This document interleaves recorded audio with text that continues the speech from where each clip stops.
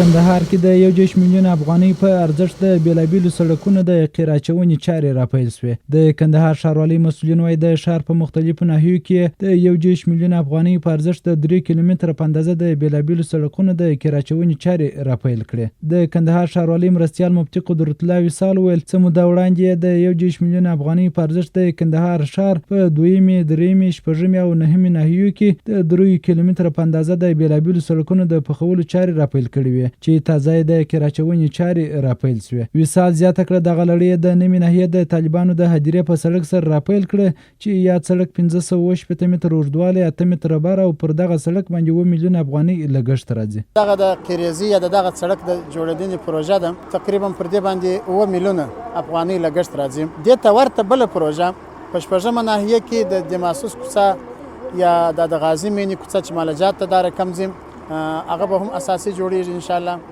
او بل پروژه چې د دې حصہ ده د نورزو شابرج سړک چې د یخ کاریز سړک سره وصل کیږي هغه هم د دې حصہ ده. په ورته وخت کې د 9مې ناحیې اوسیدونکو د کندهار ښاروالۍ له مسؤلینو مننه وکړه چې د دوی ستونزو ته پر وخت رسیدنه کړې او خوښي وښودل چې دغه سړک په اساسي ډول رغول کیږي. عبدالواسي یم د کندهار اوسیدونکی یم.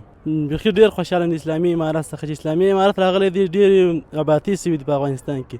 تر مخه دونه نه 20 کاله دغه سړک نه و جوړ شوی، اوس چې اسلامي امارت راغلی دی اوس جوړ شو. ډېر جن خوشحاله یم انشاءالله چې ټول مسلمانان به جن خوشحاله وي. د کندهار دغه ځای اوسېدونکی یم د لویې د 9مې ناحیې د 9مې ناحیې خیرالله مې نوم دی.